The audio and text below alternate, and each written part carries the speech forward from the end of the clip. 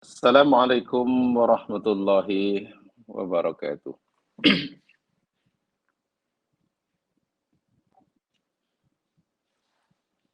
Innal hamdalillah nahmaduhu wa nasta'inuhu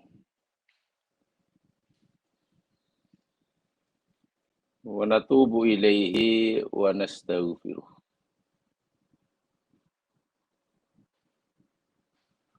Wa na'udzu billahi min syururi anfusina wa min sayyiati a'malina.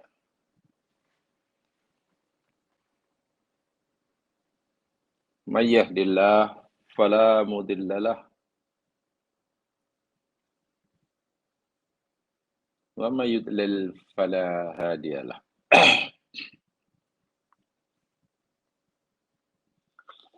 Asyhadu an la ilaha illallah wahdahu la syarika lah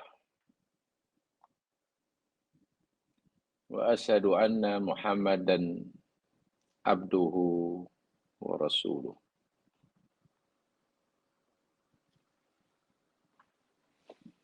Allahumma salli ala Muhammad wa ala ali Muhammad. Assalamu alayka ya Rasulullah. Rabbi shrah li sadri wa yassir li amri wahlul 'uqdatam min lisani yafqahu qawli.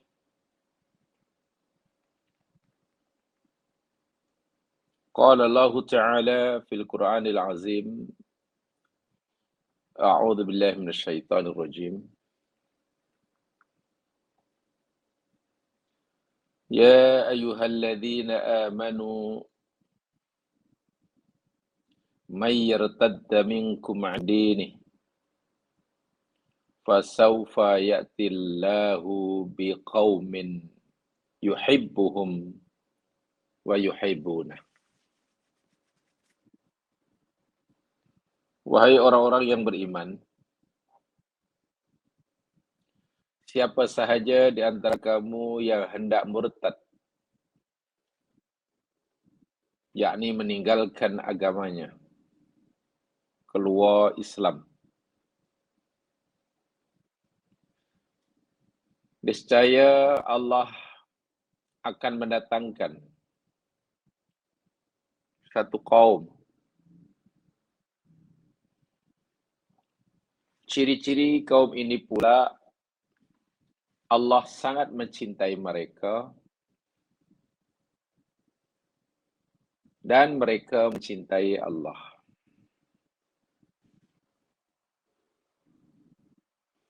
Nomor 2, adillatin 'alal mu'minin.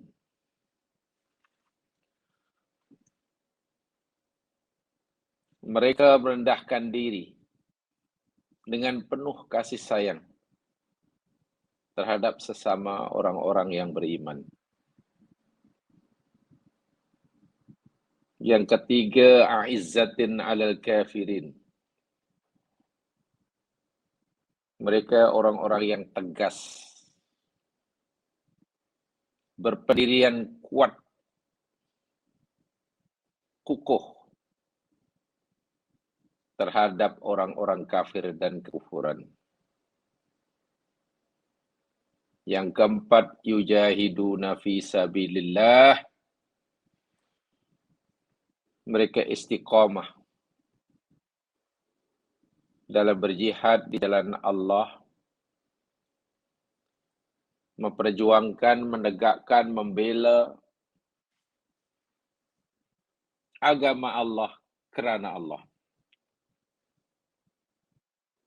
Yang kelima, wala yakhafuna laumata laim. Mereka sedikit pun tidak ada rasa takut, khawatir akan celaan orang-orang yang mencela. Mereka tidak pedulikan apa kata orang. Yang mereka risaukan apa kata Allah. Dzalika fadlullahi yu'tihi may yasha.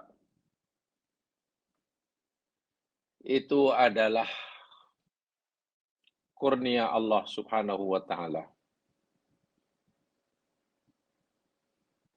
Allah memberikannya pada siapa saja yang ia kehendaki. Wallahu wasi'un alim. Allah itu maha luas, lagi maha mengetahui. Al-Maidah ayat 54. Jamaah para pendengar yang dirahmati Allah sekalian. Alhamdulillah pagi hari ini kita akan teruskan siri kajian kita tentang mahabbatullah wa rasul. Dan kita masih bicara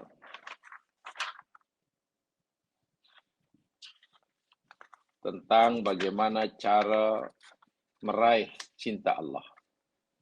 Bab yang ke-7. Yang ada buku, lihat bab yang ke-7, muka surah 21. Cara meraih cinta Allah. Ada beberapa garis panduan yang diberikan oleh ulama kita dahulu. Dan apa yang kita pelajari ini yakni panduan yang diberikan oleh Ibnul Qayyim Al-Jauziyah.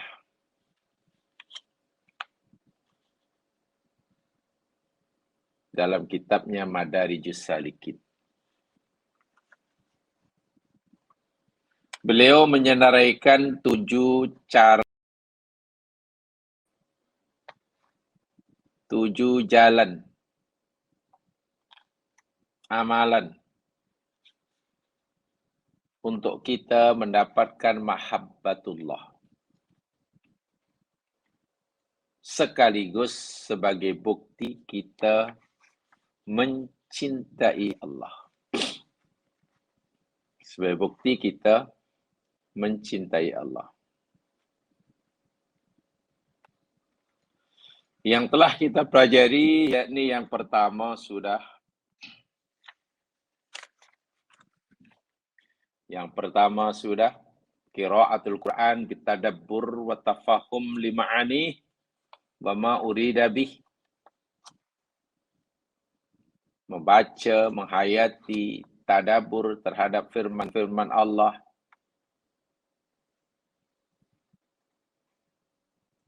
Memahami, mendalami akan maksud makna yang terkandung, yang dikehendaki olehnya.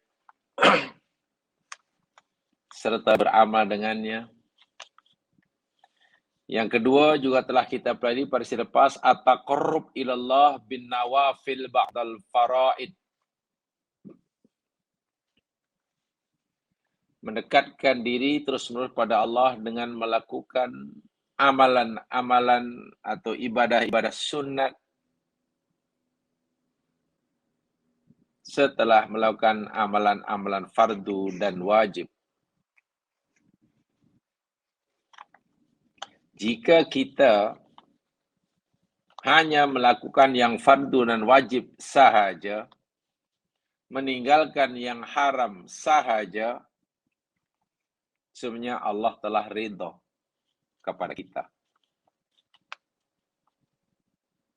Allah telah ridha kepada kita. Jika kita telah pastikan semua perintah wajibnya, semua larang haramnya telah kita patuhi. Larangan yang haram ditinggalkan, perintah wajib dikerjakan. Allah dah ridha dah. Tetapi jika kita ingin bukan sekadar diridhoi tapi dicintai, maka kita kena menambah amalan kita. Bukan hanya mengamalkan yang fardu, tapi juga yang sunnah. Bukan hanya meninggalkan yang haram, tapi juga yang makruh. Itu yang kedua telah kita pelajari sama. Dan yang ketiganya, dawamu dzikrihi ala kulli halin bil lisani wal qalbi wal amal. Melazimkan diri istiqamah dalam zikrullah. Sama ada zikir dengan lisan, zikir dengan hati, dan lebih-lebih lagi zikir dengan amalan. Yang ketiga juga telah dipelajari. Sekarang kita akan pelajari yang keempat. Di muka surat 25. Muka surat 25, yakni huruf D. Merupakan cara keempat, kata Ibnu Qayyim al-Jauziyah,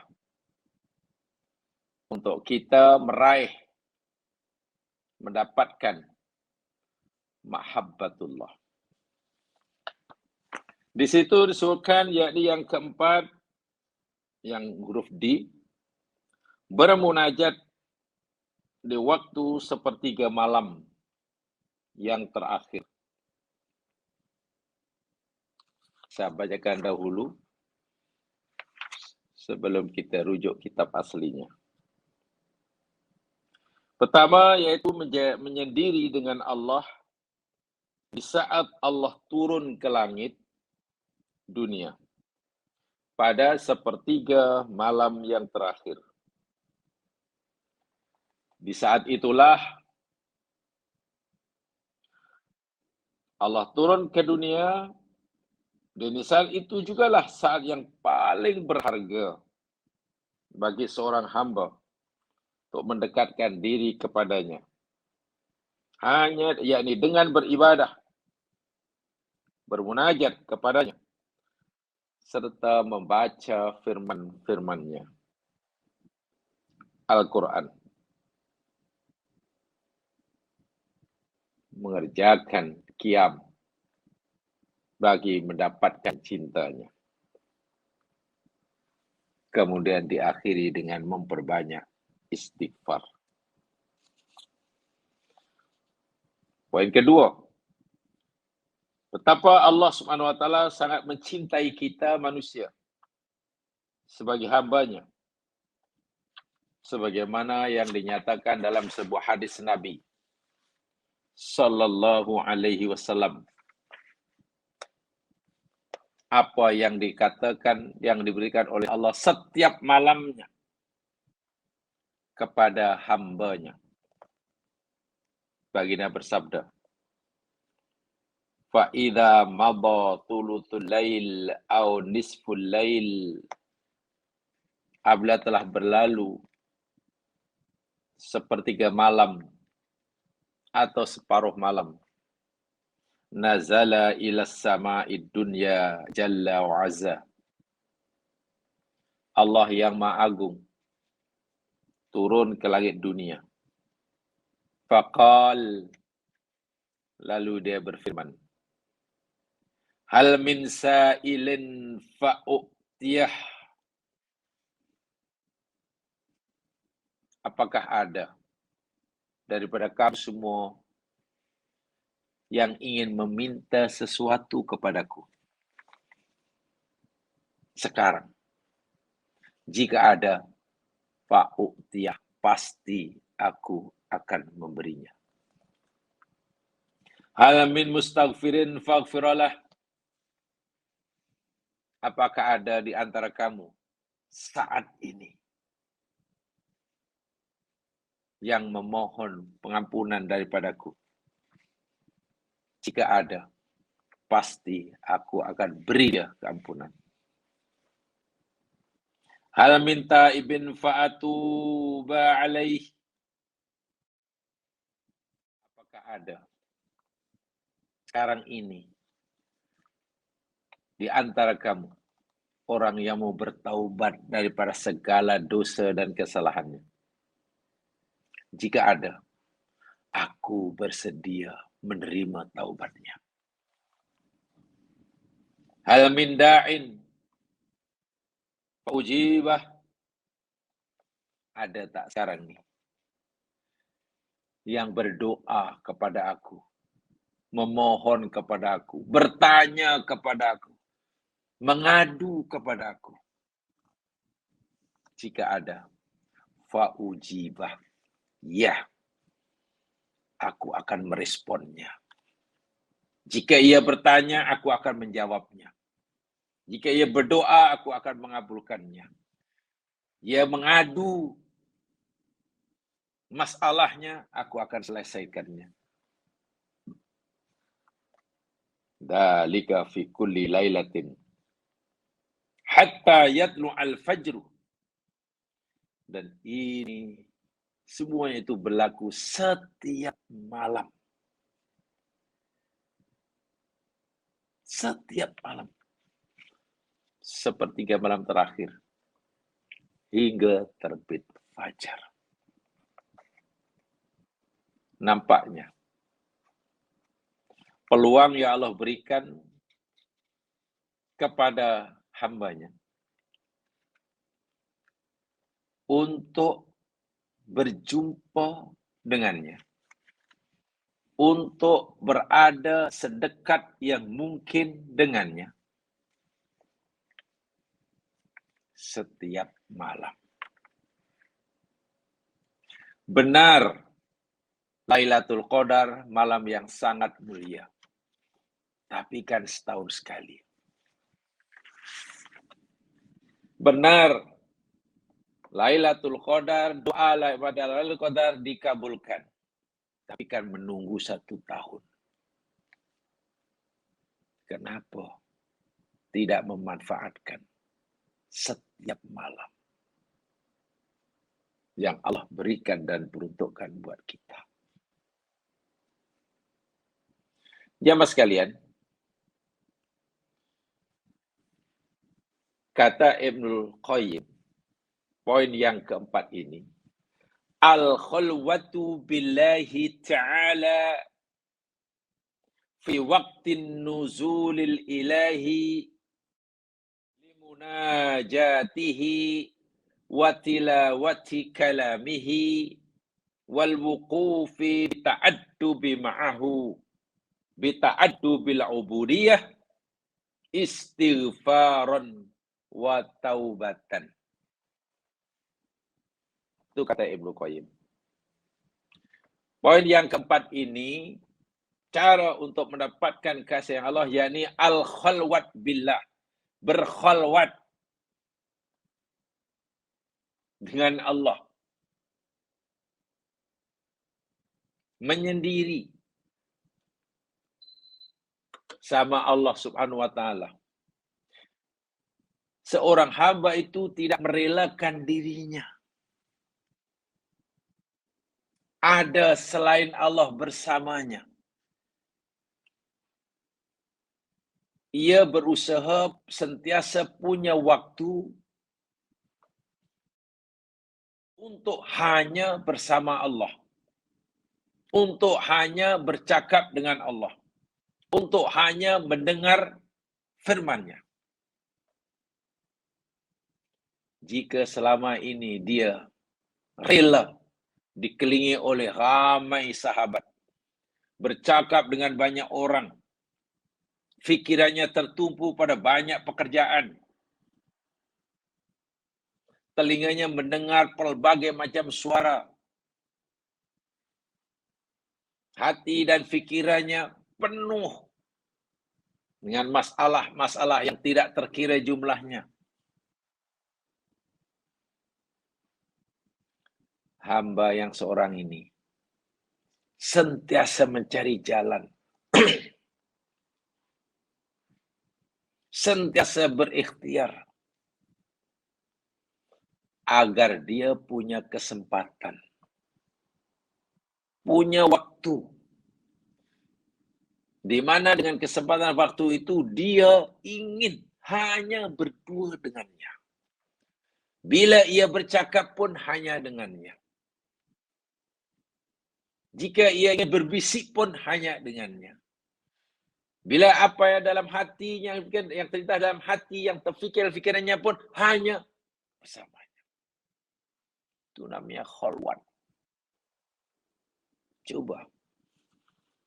Tak cinta macam mana. Apatah lagi Allah Subhanahu wa taala sentiasa memberi ruang. Kalau dalam bahasa kita, membuka pintu. Ya mas sekalian, kita ada masalah nak jumpa YB, kena ada appointment. YB pun tidak buka office dia 24 jam. Bila kita diberi peluang untuk jumpa pun, masanya dihadkan. Dan bila kita bukan masalah pun, ya masalahnya tentulah. Walaupun didengar semuanya, mungkin tidak semua dikabulkan. Itu kita nak jumpa manusia.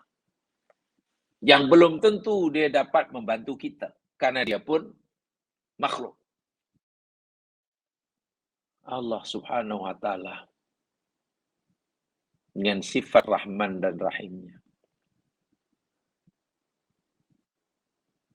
Kalau dalam bahasa kita nih, Allah membuka pintunya. Jangan kemudian jam fahid, Allah ada pintu ke?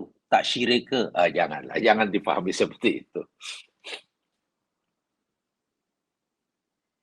Dan bersedia menerima siapa saja pada hambanya. Hamba yang baikkah, hamba yang jahatkah, sila.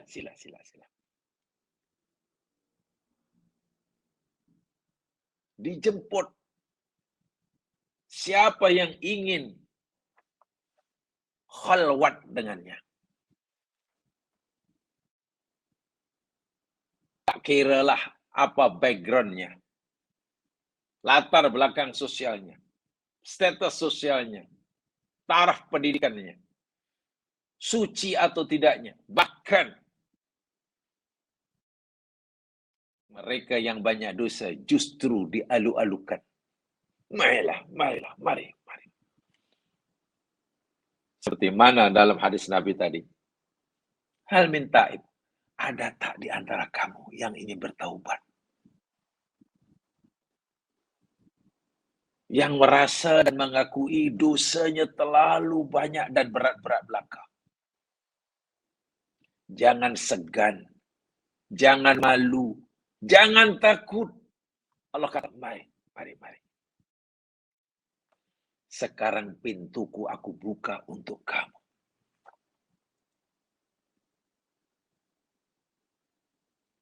Ikhlaskan hatimu untuk berdua denganku. Nanti aku akan ampunkan dosa kamu. Sepanjang masa pintu ini terbuka. Kenapa saya terpandang masa? Kan hadis Nabi tadi, perhatikan, sepertiga malam terakhir hingga terbit fajar. Oke, bagi kita hari ini, sekarang, masa itu sudah lepas. Tapi bagi orang di Bangladesh sekarang, di India sekarang, atau non di belah barat lagi, belum bersubuh. Nanti bila mereka sudah subuh, masuk subuh, sebelah barat lagi, belum lagi. Kan bumi berputar, bumi berpusing. Masya Allah. Inilah kesempatan peluang yang subhanallah, yang tak ternilai harganya. Lihat firman Allah Subhanahu wa taala di dalam surah As-Sajdah ayat yang ke-16. Pujian Allah, pengakuan dan pengintiran Allah kepada orang-orang ini. Sekaligus jika Allah memuji, mengakui, itu tanda akan cintanya. Cinta Allah buat orang tersebut. Lihat firman Allah Subhanahu wa taala dalam surah As-Sajdah ayat yang ke-16.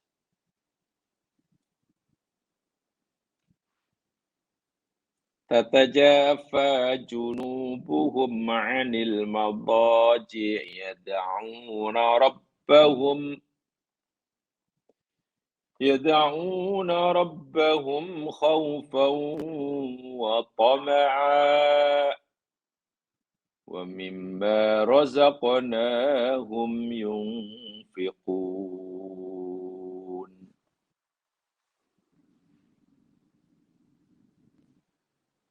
Tatajafa, semakin menjauh. Junubuhum, badan mereka. Maknanya badan bagian kanan atau bagian kiri. Sebab ini memberikan isyarat orang itu sedang tidur. Dan tidur menurut agama kita mengiring ke kanan.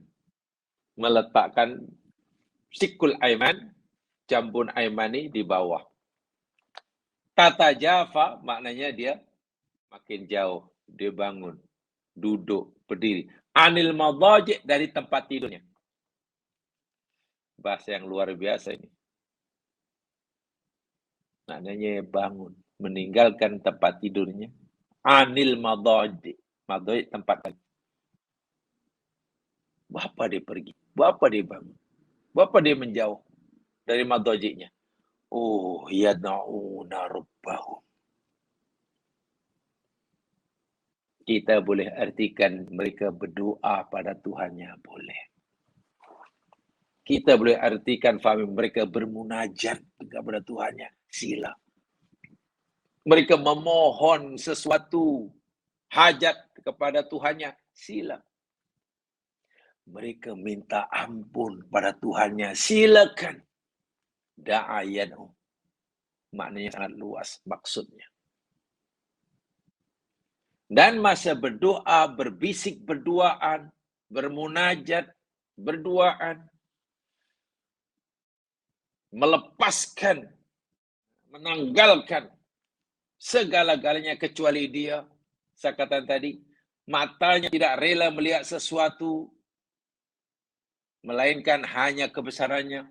Telinganya tidak mau mendengar sesuatu suara, melainkan firman-Nya. Hatinya tidak mau terlintas dalam hatinya, fikirannya, kecuali hanya dia. Khaufan wa tama'a. Dengan rasa takut dan mengharap. Saya tidak perlu mengulangi sifat ini. Khauf roja, khauf roja. Takut mengharap, takut mengharap. Wa mimma razaqnahum yunfikun.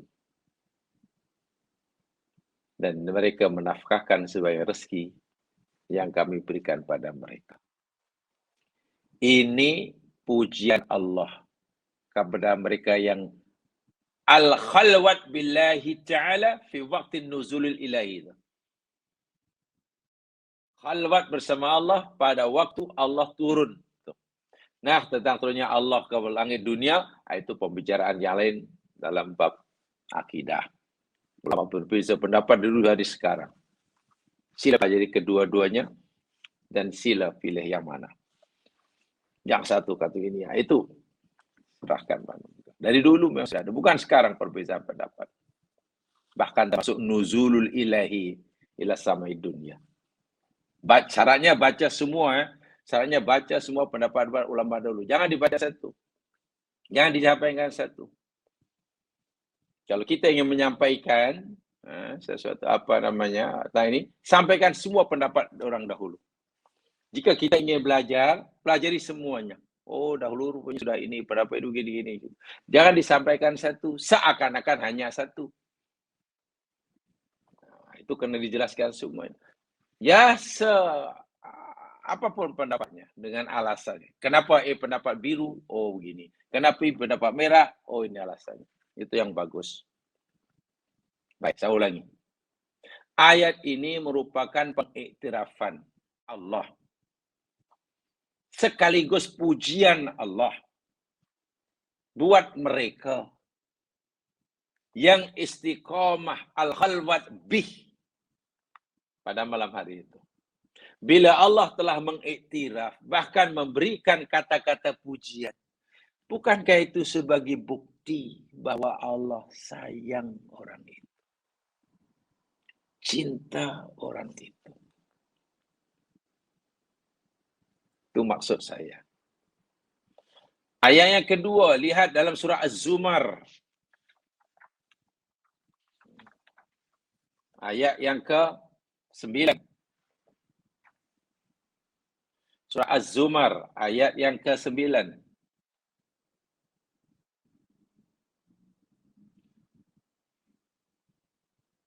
A'udzu billahi minasyaitonir rajim.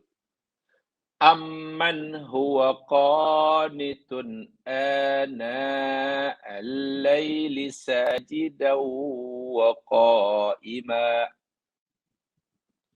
yahdharul akhirata wa yarju rahmata rabbih. Qul hal yastawi alladhina ya'lamuna walladhina la ya'lamun. Innama yadhakkaru ulul albab.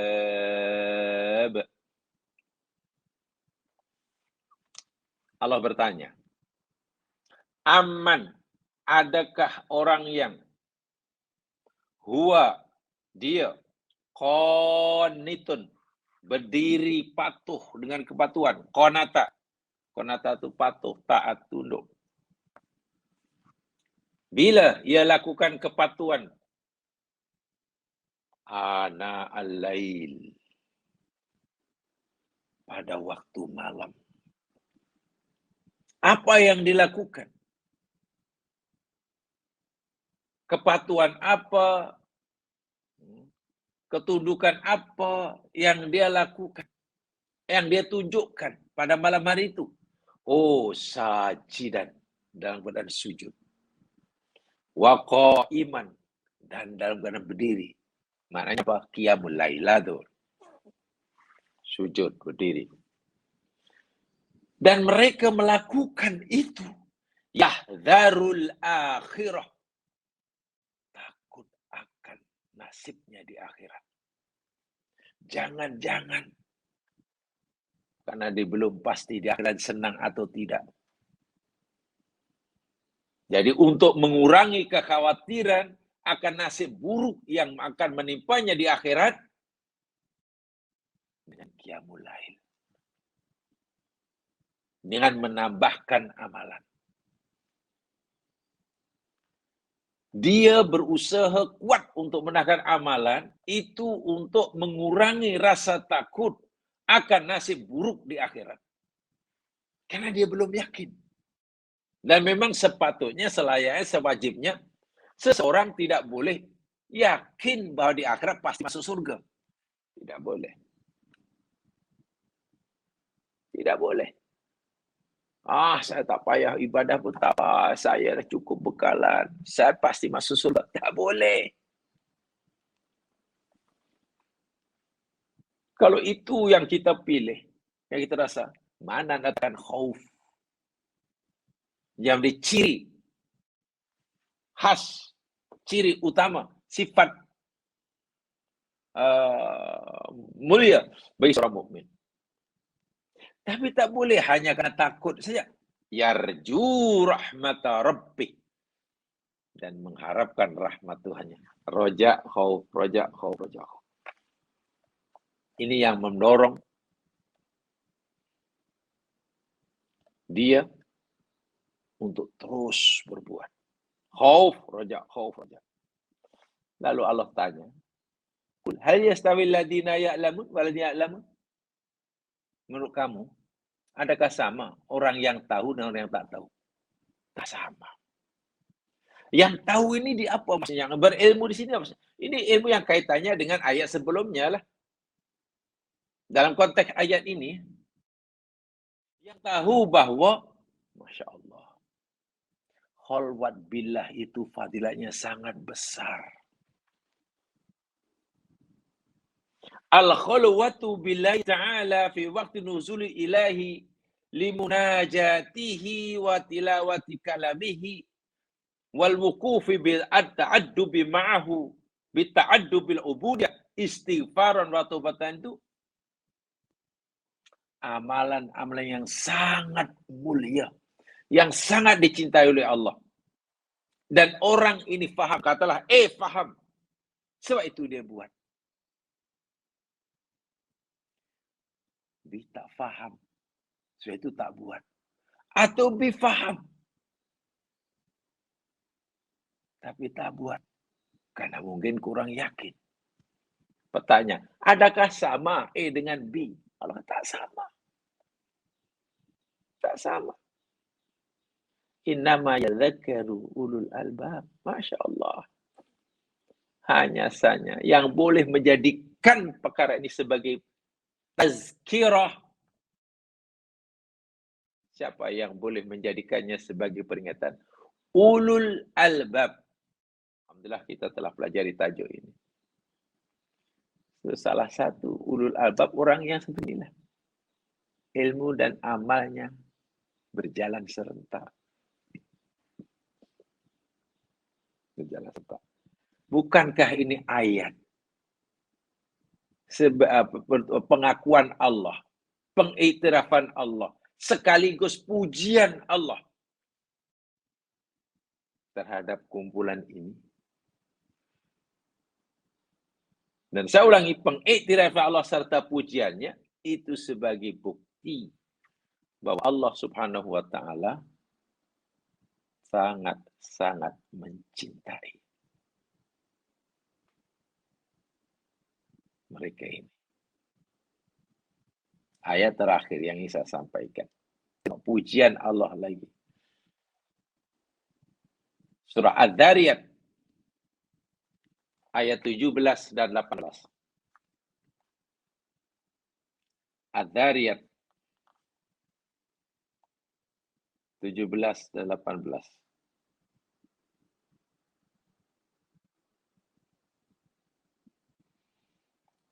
A'udzu billahi minasy syaithanir rajim.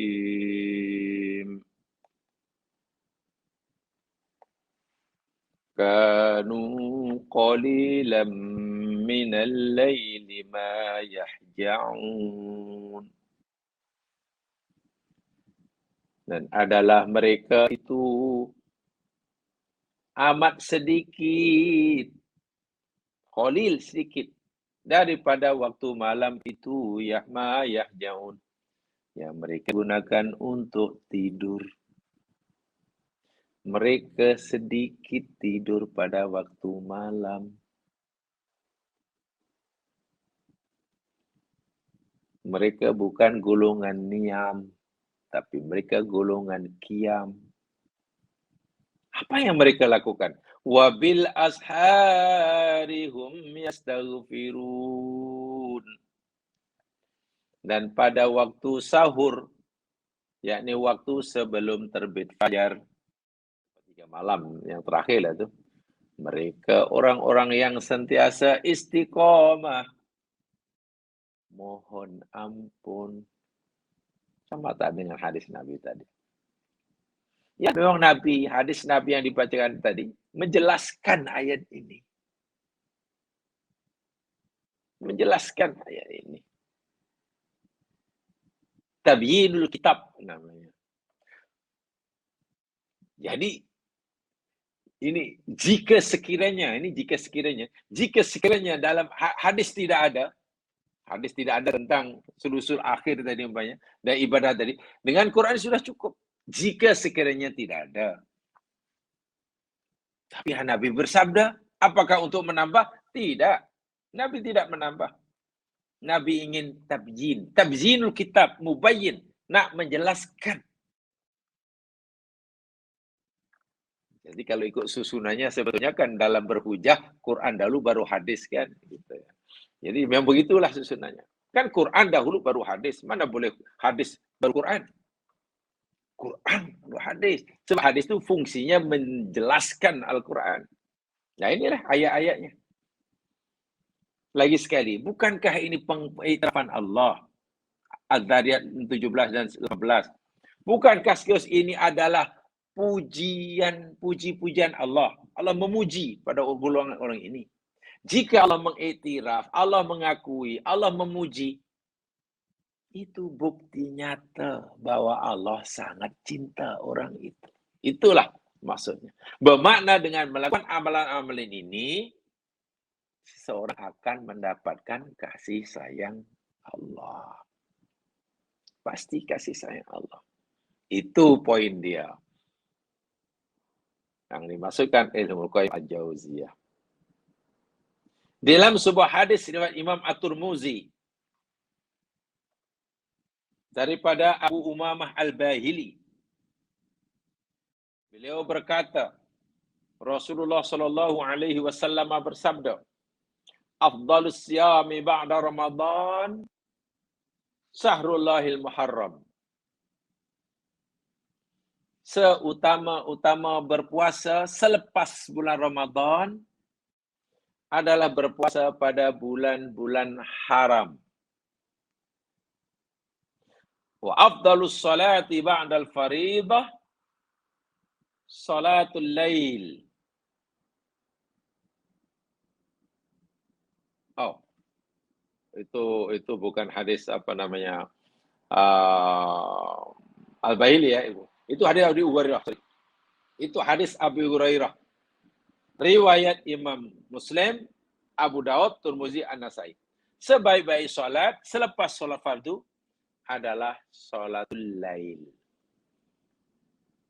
Seutama-utama puasa selepas bulan puasa Ramadan adalah puasa pada bulan haram. Seutama-utama salat selepas salat fardu adalah salatul lail.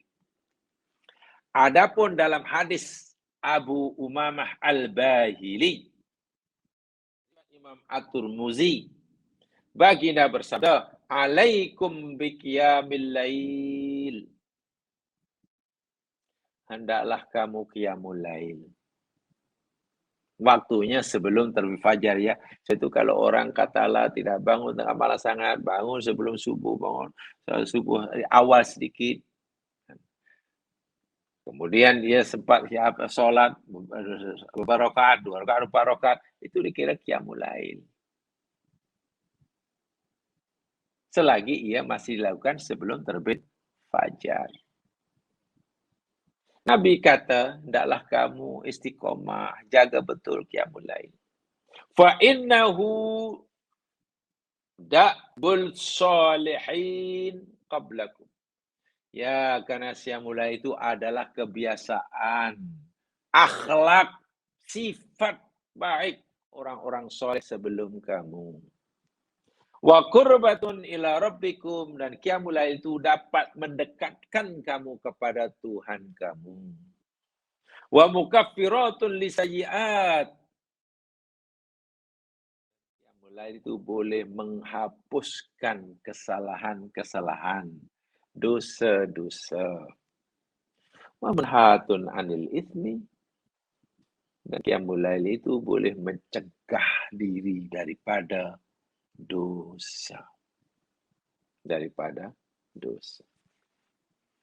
Kesimpulannya jemaah sekalian. Katsirun minal muslimina tamilu nufusuhum ila zuhdi. Ramai sebenarnya daripada orang-orang muslim yang taat, mukmin yang ikhlas, jiwa mereka cenderung kepada amalan atau sifat zuhud. Dan salah satu daripada zuhud kan kita pelajari ya dalam hadis Nabi ya. Satu zuhud itu kan menanggalkan dunia daripada dirinya untuk fokus kepada si pemberinya. Bukan membenci ya. Bukan membenci. Salah satu zuhud itu, salah satu maknanya nanti yakni mencintai pemberinya lebih daripada pemberiannya. Dia mencintai orang zuhud, orang cinta pada pemberian Allah. Suka itu, suka ini. Tetapi dia lebih suka pada pemberinya. Itu salah satu ciri zuhud. Jangan dikatakan zuhud atau orang yang tinggalkan dunia. Bukan. Dia perlukan dunia. Dia suka dunia. Dunia anugerah yang Allah berikan. Tetapi dia lebih suka, lebih cinta, lebih sayang kepada zat yang memberinya. Bahasa mudahnya. Jika orang zuhud ini diberi pilihan, wahai hambaku yang maku zuhud, sekarang pilih satu di antara dua. Kamu pilih punya aku, memiliki aku, kata Allah, sebagai Tuhan, atau kamu lebih memilih pemberianku. Si zuhud tadi, oh ya Allah, aku lebih memilih engkau, ya Allah, punya engkau, ya Allah. Allah jawab, betul, kamu memilih aku. Walaupun kamu akan kehilangan pemberianku. Orang zuhud akan, ya betul, ya Allah, betul. Aku tidak kisah kehilangan pemberianmu. Aku tak kisah engkau tidak memberikan apa-apa kepadaku. Asal aku tidak kehilangan kamu. Wah, itu zuhud yang sampai tingkat mahabbah. Tetapi Allah ni Masya Allah, maha pengasih. Bila manusia, orang hamba, memilih Allah, mencintai Allah, Allah akan berikan kepadanya segala keperluannya. Orang-orang mukmin dahulu yang jujur imannya, yang ikhlas Islamnya, tamilu nufusuhum ila zuhdi. Jiwa mereka ini condong cenderung kepada amalan zuhud. Yang matlamatnya mahabbah tadi. Yuhibbunal khalwat. Sangat menyukai khalwat. Khalwat dalam bahasa agama ya, bukan khalwat dalam bahasa Melayu. Wal in'izal. Suka menyendiri. Bukan meninggalkan masyarakat, bukan. Sentiasa mencari masa untuk merasa al-unsu billah. Untuk merasakan, ingin mencari masa supaya dapat merasakan kemesraan dirinya dengan Allah. Al-unsu billah. Dapat merasakan kemesraan dirinya dengan Allah. Bagaimana? Apa yang dimaksudkan kemesraan dirinya dengan Allah? Merasa ridho setiap qada dan qadarnya, seburuk apapun dia ridho. Seberat apapun musibah ujiannya, dia sabar. Sekecil apapun, seremeh apapun nikmat anugerahnya, ia syukuri bersungguh-sungguh. Orang yang situ pasti akan merasa kemesraan hubungan dengan Allah. Pasti. Itu yang dimasukkan mesra ya, hubungannya mesra. Al-uns mesra. Kalau bahasa anak muda, al-unsu intim. Hubungan yang intim. Wal inqita' anin nas. Dia ingin memutuskan untuk sementara waktu daripada manusia. Tak mau disibukkan dengan itu, tak mau fikir untuk itu, tak mau diganggu oleh itu. Telinga tak nak dengar itu, hanya karena carilah dalam hidup. Jangan sampai kita tidak pernah melakukannya. Khalwat seperti ini. Kita dicipta memang bukan untuk itu sahaja. Karena kita khalifatullah, bukan malaikat. Tapi dalam hidup carilah masa untuk itu. Jangan sekali-kali tidak pernah. Litakuna lahum sa'ah. Mereka berusaha itu supaya mereka punya waktu. Punya peluang, punya ruang. Yaltakuna fiha ma'allah azza wa jalla. Yang membolehkan ia berjumpa dengan Allah. Liqa'. Jamaah sekalian, perkataan jumpa dengan Allah tak perlu difahami secara harfiah. Boleh ke jumpa Allah? Jangan difahami secara harfiah. Terlalu awam sangatlah bagi saya. Yakin jamaah sudah cukup mafhum dengan bahasa-bahasa seperti ini. Ya. Cukup dewasa maksud saya. Sebab itu saya berani menyampaikan kalimat seperti ini. Untuk jumpa dengan Allah. Untuk jumpa dengan Allah.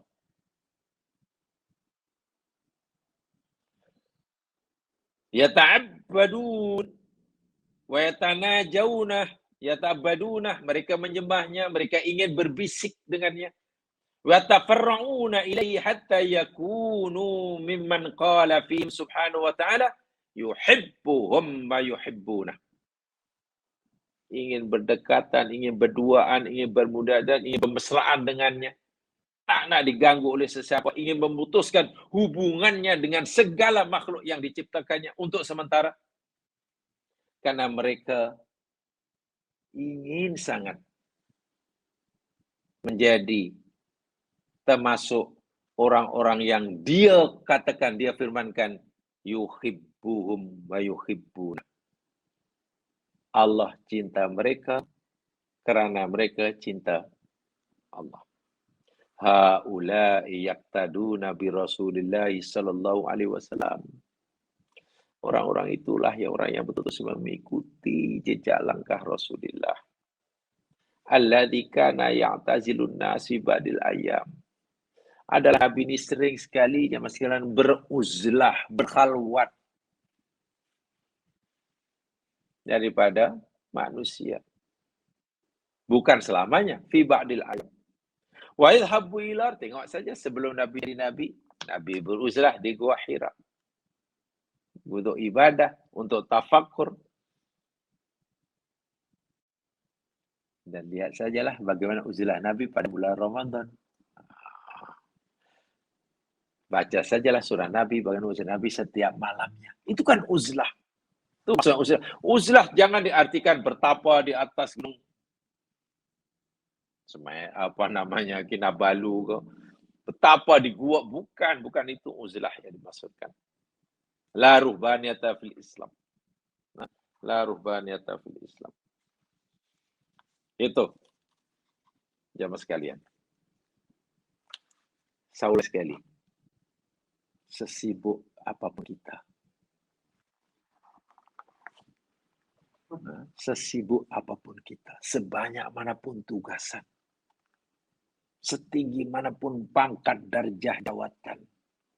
Sebanyak manapun kekayaan. Jangan sampai kita tidak pernah punya masa untuk kita berduaan dengan Allah.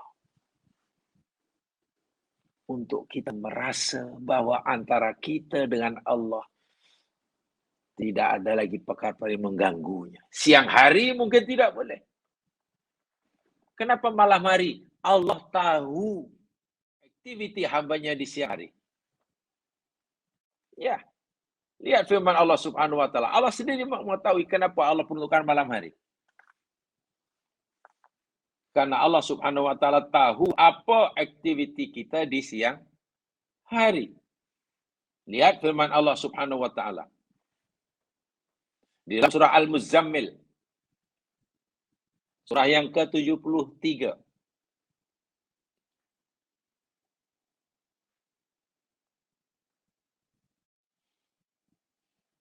Bermula pada ayat yang pertama, saya bacakan. Surah 73.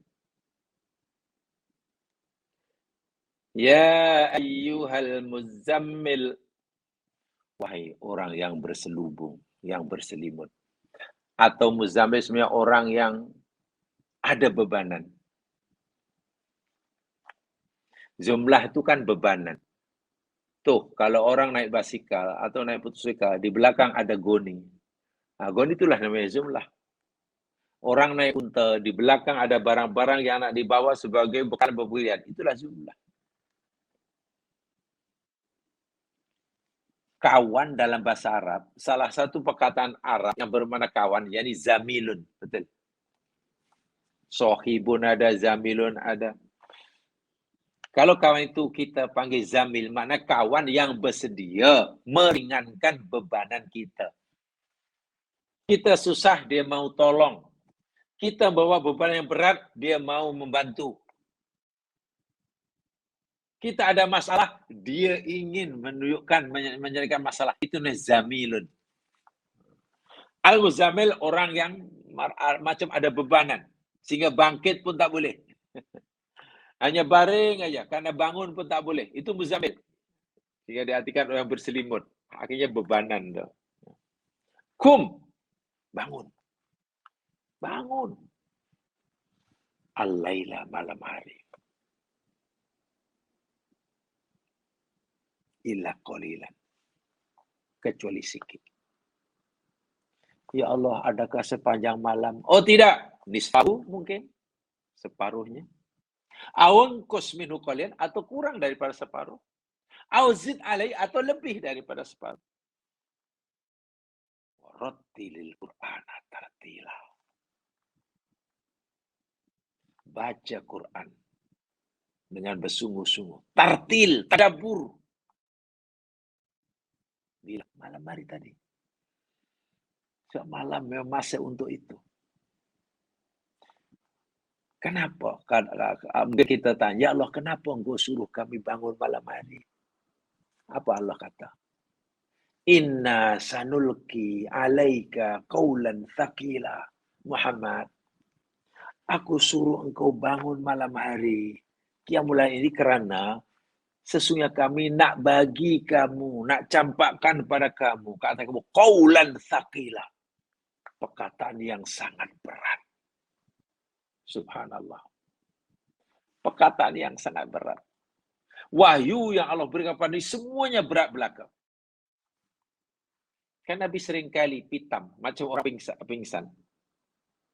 Tak sedar diri, tak sedarkan diri. Apabila Jibril datang menyampaikan wahyu. Proses menyatunya wahyu yang suci dibawa oleh Jibril, malaikat yang suci daripada Allah yang Maha Suci, menyatu dengan jiwa Nabi yang suci, itu pun kesannya masih memberi kesan Nabi pingsan. Berat sungguh. Ya, wahyu itu berat. Quran pernah memberikan satu perumpamaan. Jika Quran Allah turunkan pada bukit-bukit berkecai. Bayangkan. Berat. Apalagi ayat-ayat surah Al-Quran, surah Al-Muzammil ini, ketika turun Muzammil, baru beberapa ayat yang Allah berikan kepada Nabi. Masih ribuan ayat yang belum Allah turunkan. Makin berat. Sebab itu Muhammad, kamu mesti kuatkan diri kamu.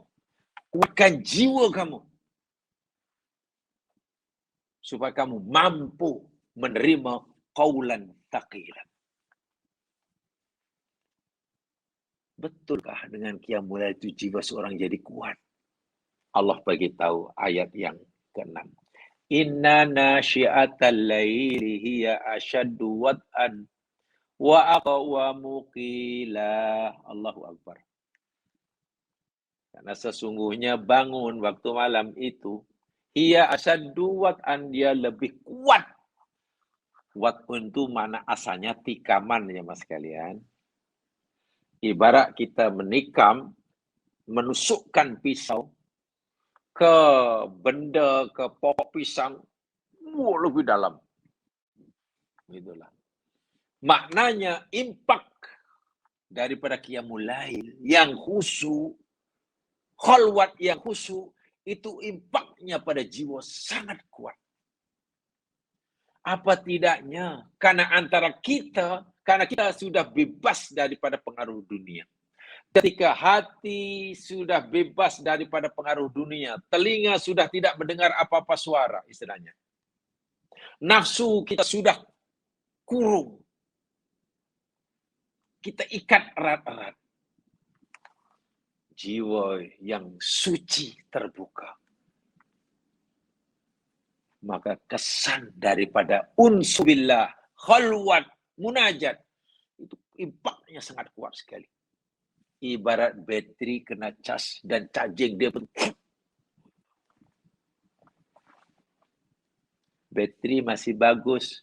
Nah, kita dengan power tinggi, rasa kejap. Ya macam nak cas bateri lah tu qiyamul lail. Allah sendiri kata, Wa aqwamu qila. Ucapan yang qawim, yang lurus. Nah, tadi saya katakan, kenapa Allah suruh kita malam? Kenapa tak siang? Ya Allah, pasal apa? Siang tak boleh ke? Bukan tak boleh, Allah pilihkan masa yang afdaliyah. Apa alasannya? Tanya Allah. Apa kata Allah? Kenapa pilih malam? Allah kata, inna laka fin nahari sabhan tawila. Alasan dia. Inna sesungguhnya laka bagi engkau, wahai Muhammad, fin nahari, laka ini maknanya bagi engkau kewajiban ya. Lam kan bermakna kewajiban. Kalau lam menunjukkan hak ya. Sesungguhnya hak bagi kamu, wahai Muhammad, fin di siang hari, sabhan tawila. Allahu Akbar. Sabhan itu di sini maknanya bukan tasbih. Sabhan tawila bukan tasbih panjang. Oh, karena siang hari engkau bertasbih panjang-panjang. Bukan. Sabhan daripada sabaha. Betul. Tasbih, sabaha itu rootnya sama. Berenang pun sabaha juga. Betul. Bulan, matahari yang ada di bumi semuanya yasbahun. Wa kulun fi falqi yasbahun. Berenang juga. Sabah itu maknanya menjauhkan sesuatu. Bergeraknya sesuatu yang semakin jauh dari tempat asal. Itu makna sabaha. Atau sesuatu dari sesuatu. Jadi kalau kita tasbih pada Allah, mana kita menjauhkan Allah daripada perkara-perkara yang tak layak baginya. Itu tasbih. Berenang sabaha. Kenapa berenang sabaha? Ya, karena berenang itu kita bergerak yang semakin jauh daripada tempat asal. Kalau berenang itu maknanya tak menjauh dari tempat asal, itu bukan berenang, itu tenggelam. Itu tenggelam. Nah, di sini, sabhan tawila, apa maknanya? Bepergian. Siang hari Muhammad, engkau ni keluar rumah, ada tugas dakwah, ada tugas berniaga, tugas cari rezeki. Kan tinggalkan rumah. Kadang-kadang dalam masa beberapa hari baru minggu. Beberapa jam, siang hari baru balik. Maknanya siang hari kamu sibuk dengan urusan itu. Bagaimana mungkin jiwamu, pikiranmu, matamu akan fokus tumpu hanya kepada aku ketika kamu ingin berkhalwat. Jika telinga kamu, mata kamu, pikiran kamu, hati kamu, tangan kamu, semuanya masih disibukkan dengan selain aku. Bahasa yang mudah. Macam mana kamu nak menunjukkan cintamu kepada aku? Dan bagaimana kamu mau aku mencintai kamu? Sungguh-sungguh. Jika ketika kamu menghadap kepadaku pun, mata kamu bukan kepada aku. Telingamu bukan untuk mendengar suaraku. Fikiranmu bukan hanya untuk aku. Hatimu masih kemana-mana. Kamu masih mendakwa diri kamu mencintai aku. Maka ketika kamu bercakap dengan aku, fikiranmu kemana-mana. Telingamu masih dengar kemana-mana. Bukan tidak boleh, kamu boleh memikirkan selain aku, boleh pikir, telinga boleh dengar itu. Ini sabhan tawilah, boleh bekerja, boleh berniaga, boleh siang hari. Tapi tidak mungkin rasanya kamu boleh mendapatkan, menemukan masa yang kamu boleh merasa al-unsu bi. Sebab itu aku pilihkan kamu masa yang tepat. Bila itu malam hari. Malam hari pun ada masa yang lebih sesuai, sepertiga malam. Waktu itu semua orang tidur. Kalau kamu nak berniaga pun tak ada orang. Nak buka kedai tak ada orang datang. Apalagi pada zaman Nabi. Mana ada buka kedai tengah malam. Walaupun sekarang ada 7-Eleven lah. Zaman akhir zaman memang susah. Sepertiga malam pun macam pukul 3 pagi macam 3 petang sekarang. Tengah malam macam tengah hari. Macam mana? Itu bandar-bandar metropolitan mana ada pernah sepi. Allah kata, aku berikan malam hari waktu itu tenang. Semua orang tidur. Tak ada orang panggil kamu, tak ada orang yang ingin berjumpa kamu. Kalau kamu lapar pun kamu tak ada keinginan untuk pergi warung. Kalau kamu ada keinginan pun, keinginan kamu untuk berjalan-jalan pasti kamu tahan dahulu. Artinya, masa yang seperti itu lebih besar kemungkinan bagi kamu untuk kamu dapat fokus kholwat kepada aku. Faham ya? Jadi Allah sebenarnya sudah mengajar kita ya. Sudah mengajar kita secara logika lah, secara logik, sangat logik. Jadi seakan-akan itulah. Sinikal sekali kalau kita kata begini, kita mengaku cinta pada Allah. Dan kita mau Allah mencintai kita. Lalu Allah tanya, betul ke kamu cinta aku?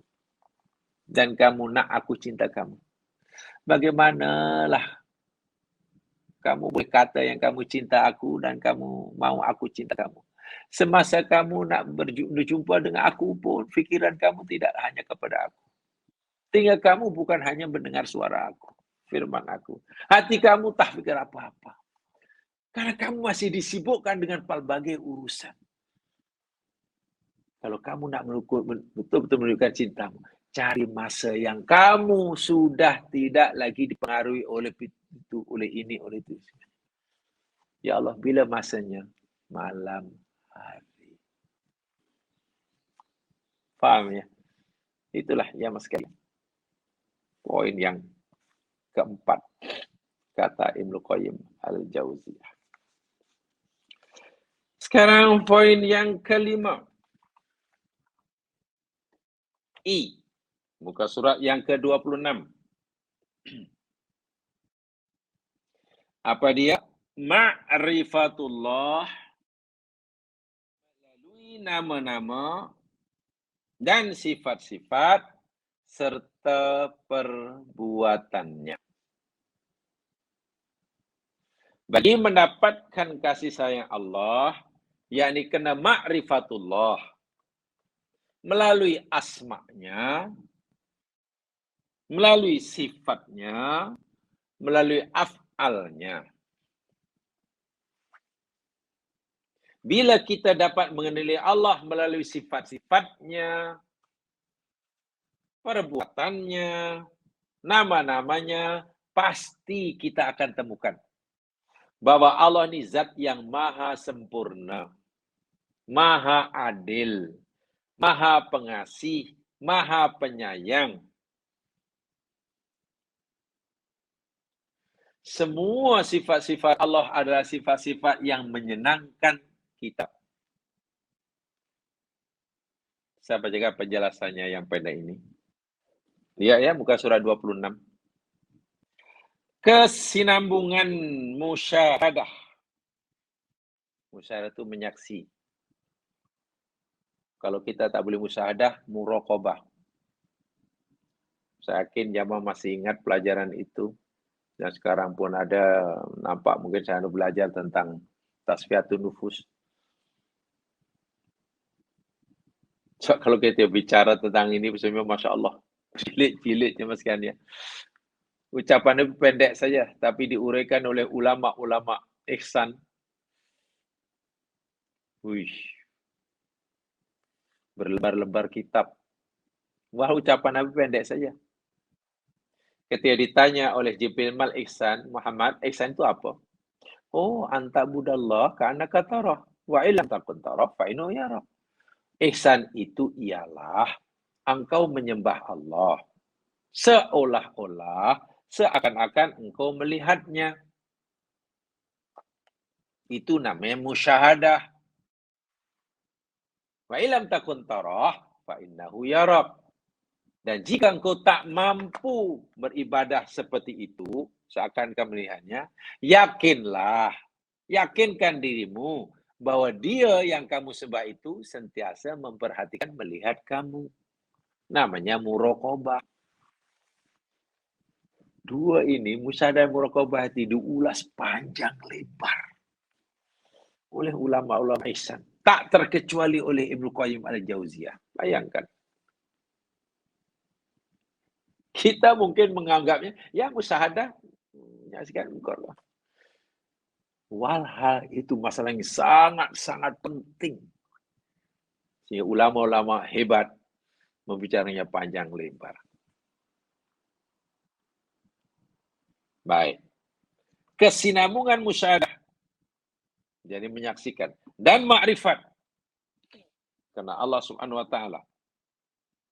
Penglihatan kalbunya, namanya dhamir, terarah kepada nama-nama Allah dan sifat-sifatnya.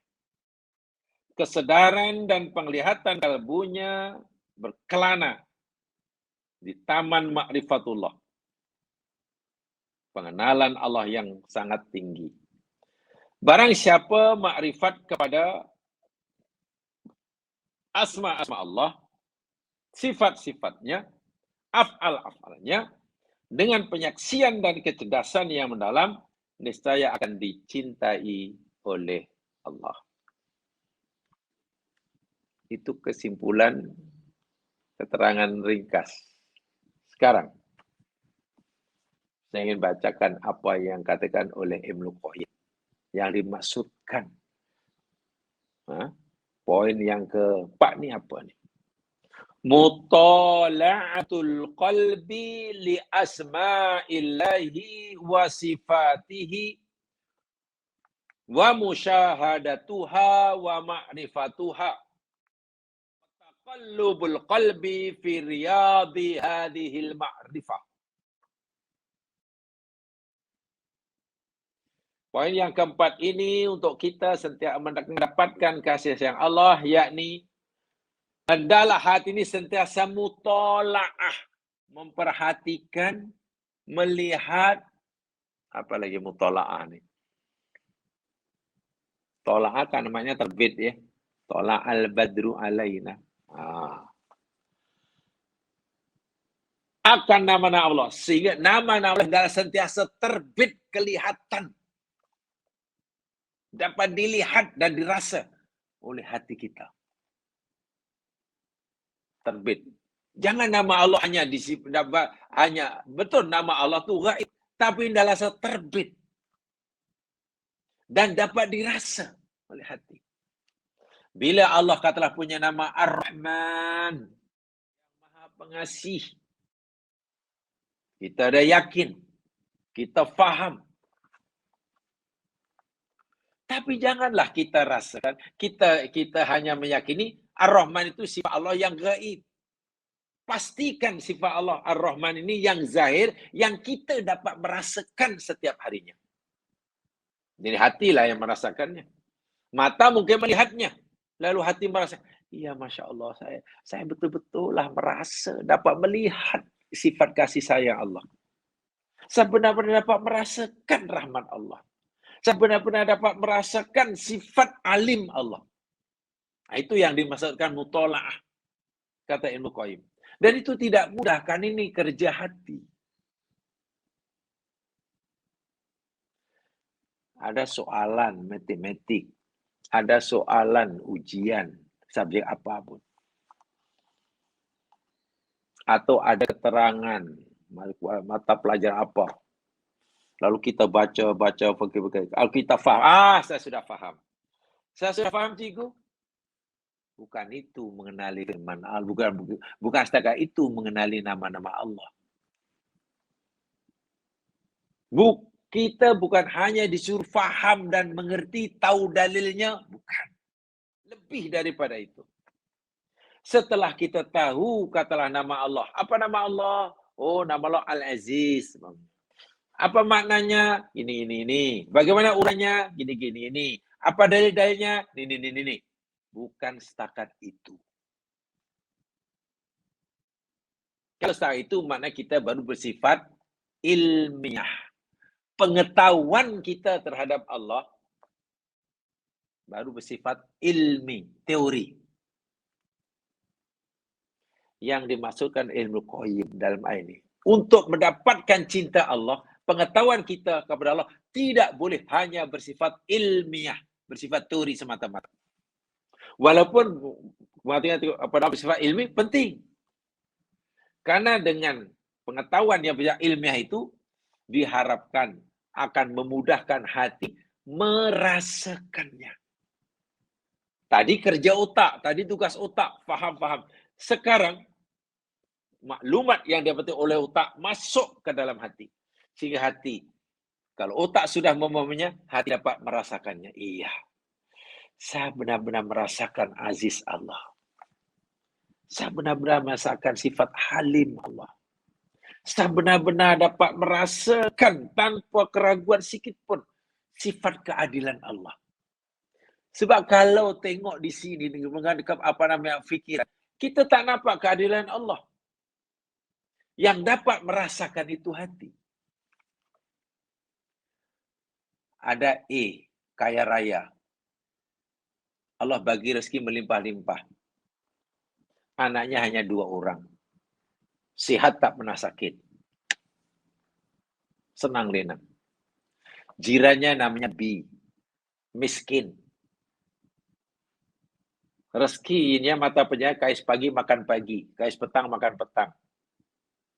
Anak 10. Dan masih kecil-kecil. Anak 10. Bilik hanya 1. Macam mana tu? Dari 10 itu pula, Masya Allah, 3 sakit. 1 jantung berlubang. 1 paru-paru berair. 1 sakit perut kembung. Buncit. Itu pula bapaknya pula kena stroke. Maknya pula kaki gajah. Coba kalau kita melihat pandangan seperti itu dengan menggunakan akal kita. Macam mana nak dikatakan Allah adil ni? Yang kaya raya, anak 2 orang. Sehat anak-anak dia. Yang B anak 10 sakit cuma rezeki sikit. Kenapa Allah tak bagi sakit kepada anak A? Kalau Allah bagi sakit pada anak A, bapaknya mampu merawatnya, antar ke hospital yang paling mahal sekalipun. Kenapa kepada keluarga B? Dahlah tak mampu, sakit pula. Coba kalau kita fikirkan hanya dengan otak kita, mungkin di mana letak keadilan Allah? Di mana letak keadilan Allah? Orang hari ini senang lenang. Keluarga bahagia, senyum semuanya. Anak, orang tuanya. Tiba-tiba berlaku bencana. Ranap kampung itu kan dilanda tsunami. Orang tuanya mati. Anak kecilnya selamat, jadi yatim piatu. Daripada asalnya semalam anak pada orang senang, hari ini yatim piatu. Selai sepinggan. Di mana apa keadilan Allah ni? Kenapa malah menyusahkan ketetapan Allah? Jangan kita lihat dengan ini. Coba rasakan renung dalam hati. Hati nanti yang dapat merasakannya. Bila hati sudah dapat merasakan keadaan, kita sudah yakin Allah Maha Adil. Al-Adlu. Jelaskan sudah tahu. Dalil sudah tahu. Uraian asal perkataan adlun itu apa? Ain dalam itu apa maknanya? Wow. Dalil hadis ada. Jika sekiranya masuk bilik peperiksaan boleh jawab, dapat mumtaz jiddan. Mumtaz. Cukupkah begitu? Kata Ibnu Qayyim, belum cukup. Anda baru kenal Allah secara teori. Anda baru kenal Allah secara ilmi. Bila kamu ingin mendapat cinta Allah dan benar-benar cinta padanya, rasakan keadilan Allah itu ketika kamu melihat bencana alam melanda orang. Yang asalnya senang jadi susah. Asal punya orang tua jadi yatim piatu. Dapatkah kamu merasakan, bukan hanya melihat dan merasakan keadilan Allah dalam peristiwa itu yang kamu lihat. Kalau kamu dapat merasakan dan kamu memuji Allah, subhanallah, Allahu Akbar, ya Allah. Alhamdulillah, ya Allah. Itu baru betul-betul kenal Allah. Sebab itu Nabi kata, bila kita dapat nikmat senang, kan suruh baca Alhamdulillah. Alhamdulillahirrahmanirrahim bihi binikmati salihat. Segala puji bagi Allah, dengan sebab nikmatnya sempurnalah segala kebaikan. Senang. Ucapkan alhamdulillah karena dapat kesenangan, senang. Tapi bila dapat susah, sesuatu yang kesusahan menimpa kita yang kita tidak harapkan, Nabi pun suruh kita kata alhamdulillah ala kulli hal. Apa maksudnya? Nabi suruh kita memahami, merasakan keadilan Allah walaupun saat itu kita sedang dilanda musibah.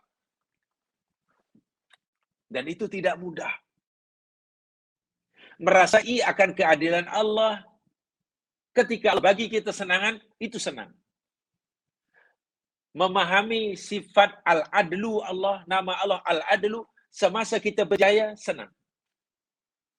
Tapi memahami sifat al-adlu Allah, Allah Maha Adil, apalagi merasakannya ketika berlaku musibah pada diri kita. Itu perlu hati yang bersih. Sebab itu Nabi kata, orang yang sudah sampai makrifat seperti itu, musyahadah seperti itu, dapat musibah pun, alhamdulillah ala kulli hal. Alhamdulillah. Ya, wajarlah kalau kebanyakan kita memandang bahwa yang dikatakan nikmat itu sehat. Yang dikatakan kenikmat itu sehat. Sehat itu nikmat lah. Agak berapa ramai daripada kita yang betul-betul meyakini bahwa sakit itu pun nikmat daripada Allah. Nah, itu PR bagi kita. Ada penjelasannya itu dalam hal ini. Melihat sehat itu, kesehatan itu sebagai nikmat Allah, itu mudah. Kemudian Allah suruh kita, orang suruh kita mensyukurinya, itu senang. Dan kita merasa bersalah jika tidak mensyukurinya. Ya pastilah, karena itu nikmat. Tapi melihat penyakit, sakit, musibah, itu nikmat daripada Allah, itu tidak mudah. Apalagi kita disuruh mensyukurinya, lagi tidak mudah. Kecuali orang yang benar-benar sudah musyahadah dan ma'rifatullah. Kalau istilah Ibnu Qayyim sebenarnya mutola'atul qalbi.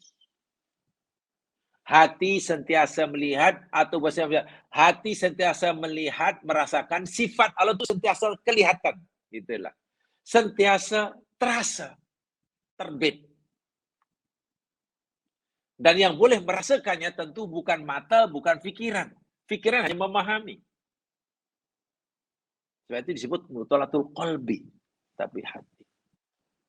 Wa musyahadatu wa tawatu qulubi, dan hati sentiasa berpusing, berputar-putar, pimai tentu di mana? Fi riyadi hadil ma'rifat. Jika hati ini berpusing, bergerak, misalnya keluar masuk, ia masih dalam lingkaran taman makrifat, tidak keluar. Memang hati bergerak-gerak, tapi bergerak tidaklah sampai keluar daripada sempadan pagar makrifat. Tenang atau tidak tenang orang yang seperti itu. Ingat ya jamaah sekalian.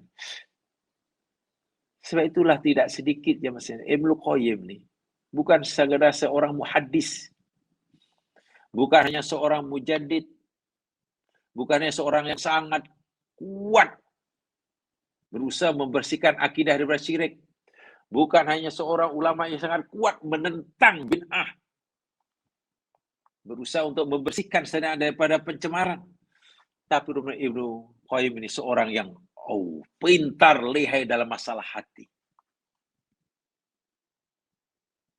Sehingga ada ulama yang mulanya beliau sebenarnya seorang sufi yang sunni. Sufi yang sunni dalam arti kata orang yang benar-benar mengetahui dan telah beramal bagaimana nak menyucikan hati, membersihkan hati, agar antara dia, hatinya dengan Allah tidak ada sekatan-sekatan. Sehingga melihat Allah tu dengan jelas, maksudnya melihat, merasakan sifatnya dengan jelas. Itu ciri-ciri sufi itu jamaah sekalian. Itu ciri-ciri sifat-sifat sufi. Tapi jarang biasanya di highlightkan ya, yang Abdul Qadir ini seorang sufi sebab mungkin ada kadang-kadang setengah ada ya mungkin tak begitu suka dengan istilah sufi. Tidak mengapa kalau hanya tidak suka dalam istilah. Kalau sekadar tidak menyukai istilah tidak mengapa. Tapi jangan tidak mengakui kehebatan Ibnu Qayyim dalam masalah hati, menjaga hati, membersihkan hati, tazkiyatun nafsi, itu jangan jangan. Adapun jika kita keberatan menggelar sebagai sufi, tak masalah. Tak masalah. Itu hanya gelaran nama istilah saja. Ya mungkin dia itu seorang muhsin, sila, mana istilah. Ya sebab kan memang karena ada juga kadang yang memang terlalu allergic dengan istilah sufi atau tasawuf. Mungkin karena ada tasawuf yang jauh menyeleweng. Sehingga bila sebut tasawuf semuanya salah. Wah, kalau syariat pun ada yang menyeleweng. Dalam syariat ada yang menyeleweng. Contoh ahli-ahli bid'ah. Dalam akidah, ramai yang menyeleweng. Kok waris kita kata menyeleweng? Dalam bab akidah ada golongan yang menyeleweng. Dalam bahasa syariah ada juga yang menyimpang. Demikian juga dalam dunia tasawuf. Saya itu kita pelajari kata Imam An-Nawawi, ada tasawuf sunni, ada tasawuf bid'i. Di situ yang sebenarnya perlu kita sedari sehingga kita tidak terlalu tidak naif lah dalam perkara ini. Ini kata Ibnu Qayyim, ya. Mutala. Saya lebih suka menggunakan istilah mutala'atul qalbi kata Ibnu Qayyim. Sebab dengan mutala itu makna lebih dari musyahadah dan manfaat. Karena makna mutola'ul qalbi itu merasakan setiap perbuatan Allah, qada qadar Allah, ujian Allah, sifat Allah itu sudah terbit, nampak dan dapat dirasa. Allah Maha Adil, itu keyakinan. Itu keyakinan kita, Maha Adil. Tapi adakah keadilan itu telah dapat kita lihat dan kita rasakan dalam hidup ini? Lebih-lebih lagi ketika Allah timpakan kita musibah. Lebih-lebih lagi ketika Allah berikan kita kodoknya yang paling buruk sekalipun. Itu masalah. Kalau belum, mana kita belum mutola'ah kepada Allah. Kalau sudah, yakinlah kita sudah. Dan itu kemuncaknya. Bagaimana Allah sayang kita, kita sayang Allah. Jadi betul sebenarnya ini kaitannya dengan kajian tasfiyatun nufus nih, zaman tazkiyatun nafsi, tasfiyatun nufus, qalbun salim, ihsan, akhlak, tasawuf, kuranglah apa istilahnya. Tapi yang pasti Ibnu Qayyim punya banyak penjelasan, uraian. Itu dan harus lagi. Dalam Majmu' Zawawid juga ada, insyaallah nanti saya akan tambahkan, karena bagi saya melihat ini adalah sangat penting. Poin yang keempat ini, walaupun di situ pendek, Ibnu Qayyim menjelaskan sangat panjang. Mudah-mudahan diberi kesempatan oleh Allah dan kita beri pada kesempatan yang lain. Yang berbeda Allah jua, silap kelemahan diri sendiri. Mari hidup dengan bacaan tasbih dan surah Wal-Asr. Subhanakallahumma bihamdika asyhadu an la ilaha illa anta astaghfiruka wa atubu ilaik. A'udzu minasyaitonir rajim wal 'asri innal insana lafi khusr. Alladziina aamanu wa 'amilus shalihaati. Tawassaw bil haqq wa tawassaw bis sabr. Assalamualaikum warahmatullahi wabarakatuh.